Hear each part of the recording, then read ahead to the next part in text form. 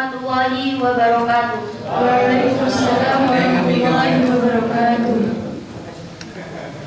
Kita sering mendengar istilah bid'ah yang didudukan kepada akidah dan amal seseorang atau kelompok tertentu.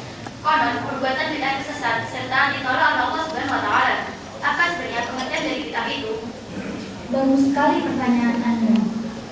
Memang persoalan bid'ah adalah persoalan yang sangat penting untuk kita pahami dengan benar, sehingga kekhawatiran akan timbulnya perpecahan di antara sesama umat Islam dapat dihindari. Oleh karena itu, kita harus bisa memahami persoalan bid'ah ini dengan bijak dan tidak sempit, agar kita tidak saling menuduh kepada sesama kaum muslimin. Barangkali saudara bisa menyebutkan hadis-hadis yang terkait dengan bid'ah. Baik, ada beberapa hadis yang menerangkan tentang bid'ah, yaitu diantaranya Nabi SAW bersabda, "Man 'amila 'amalan laisa fihi amruna fahuwa raddun," rawahu Muslim, yang artinya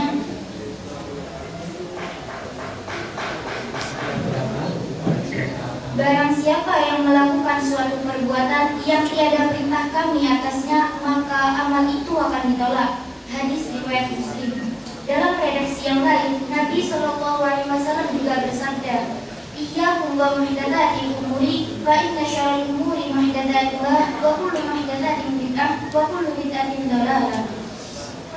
Rawahu Ibnu Majah, yang artinya, hendaklah engkau menghindari perbuatan yang baru dalam agama, karena perkara yang paling buruk adalah membuat hal baru dalam agama, dan setiap perbuatan yang baru dalam agama itu adalah bid'ah, dan setiap bid'ah itu sesat.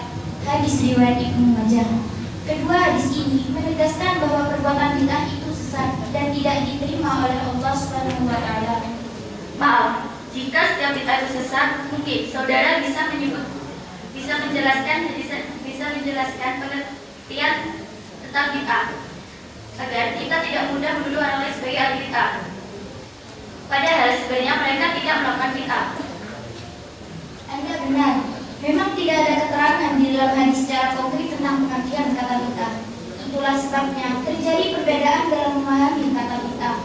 Sedangkan Nahdlatul Ulama dalam memahami kata bid'ah mengikuti apa yang telah dipahami oleh mayoritas ulama, semisal Imam Syafi'i, Imam Ibnu Hajar al-Asqalani, Imam Nawawi, dan lain sebagainya. Sebagai contoh, Imam Izzuddin bin Abdus Salam yang menjelaskan arti bid'ah dengan al-bid'atu fi'lu ma lam yuhad fi asri Rasulillah sallallahu alaihi wasallam. Artinya, bid'ah adalah mengerjakan sesuatu yang tidak pernah terjadi pada masa Rasulullah. Kitab Qawaidul Ahkam juz 2 halaman 172. Jika melihat definisi yang saudara kemukakan, nampak cakupan bid'ah itu sangat luas, meliputi semua perbuatan yang tidak ada pada masa Nabi Muhammad SAW. Rasanya itu sulit untuk diterima akal. Ini bagaimana? Untuk pertanyaan ini akan dijawab langsung oleh kawan saya. Baik, karena itulah mayoritas ulama membagi bid'ah menjadi dua. Yang pertama, bid'ah hasanah. Bid'ah hasanah merupakan perbuatan baru yang baik dan tidak bertentangan dengan ajaran Islam. Bahkan, bid'ah hasanah ini sangat dianjurkan dalam keadaan tertentu. Masuk dalam kategori bid'ah hasanah ini ada tiga. Yang pertama, bid'ah wajibah. Bid'ah wajibah itu seperti menjadikan Al-Quran dalam satu mushaf, juga mengumpulkan hadis-hadis Nabi dalam satu kitab, dan hal ini seperti dilakukan oleh Imam Al-Bukhari dan Imam Muslim. Kemudian yang kedua adalah bid'ah mandubah. Bid'ah mandubah seperti melaksanakan sholat tarawih setiap malam selama 1 bulan penuh di bulan Ramadan yang dilakukan secara berjamaah di dalam seorang imam. Dikarenakan Nabi hanya melaksanakannya selama 2 malam dan tidak berjamaah di belakang seorang imam, dalam konteks inilah Sayyidina Umar menyatakan ni'matil bid'atu hadhihi, yaitu sebaik-baiknya bid'ah adalah ini. Hadis riwayat Al-Bukhari. Kemudian yang ketiga, bid'ah mubahah. Bid'ah mubahah itu seperti memperingati Maulid Nabi Muhammad SAW, menyampaikan khutbah Jumat dengan selain bahasa Arab, menamakan sebuah pengajian dengan istilah kuliah subuh, juga pembacaan basmalah dan hamdalah setiap pembukaan dan penutupan suatu acara di bawah seorang komando. Lanjut pada pembagian bid'ah yang kedua, yakni bid'ah sayyi'ah.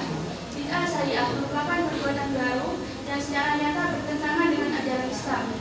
Masuk dalam kategori bid'ah pertama, bid'ah muharramah. Bid'ah muharramah itu seperti menambah rakaat pada sholat 5 waktu. Juga menganggap bahwa sholat itu hanya ingat dalam hati saja, tidak dengan melaksanakannya. Kemudian yang kedua, bid'ah makruhah. Bid'ah makruhah itu seperti menghias masjid secara berlebihan. Bagaimana bid'ah bisa disifati dengan hasanah dan sayyi'ah? Apa dasarnya? Baik, menurut Imam Nawawi dalam Syarah Muslim juz 2 halaman 705 menyatakan bahwasanya hadis-hadis tentang bid'ah itu ditafsir oleh hadis yang berbunyi man sanna fil islami sunnatan hasanatan falahu ajruha wa ajru man amila biha ba'dahu min ghairi ajrin min ujurihi syai'un wa man sanna fil islami sunnatan sayyi'atan kana 'alaihi misruha wa misru man amila biha min ba'dihi min ghairi ajrin min awzarihi syai'un. Yang artinya, barang siapa yang memulai sunnah hasanah dalam Islam, maka ia akan mendapatkan pahala dari perbuatannya itu dan pahala dari orang-orang yang melakukannya setelah itu tanpa mengetahui pahala mereka sedikit pun. Dan barang siapa yang memulai sunnah sayyi'ah dalam Islam, maka ia akan mendapatkan dosa dari perbuatannya itu dan dosa dari orang yang melakukannya setelah itu tanpa mengurangi dosa mereka sedikit pun.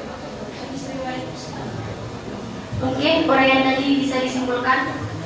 Baik, setelah kita mencermati hadis-hadis tentang bid'ah, mayoritas ulama menunjukkan bahwasannya bid'ah itu dibagi menjadi dua. Yang pertama, bid'ah hasanah. Bid'ah hasanah merupakan perbuatan yang tidak pernah ada pada zaman Nabi, akan tetapi tidak bertentangan dengan Al-Quran, Al-Hadis, dan Al-Ijma'. Kemudian yang kedua, bid'ah sayyi'ah. Bid'ah sayyi'ah merupakan perbuatan yang tidak pernah ada pada zaman Nabi, akan tetapi bertentangan dengan Al-Quran, Al-Hadis, dan Al-Ijma'. Baik, terima kasih atas penjelasan saudara. Wassalamualaikum warahmatullahi wabarakatuh.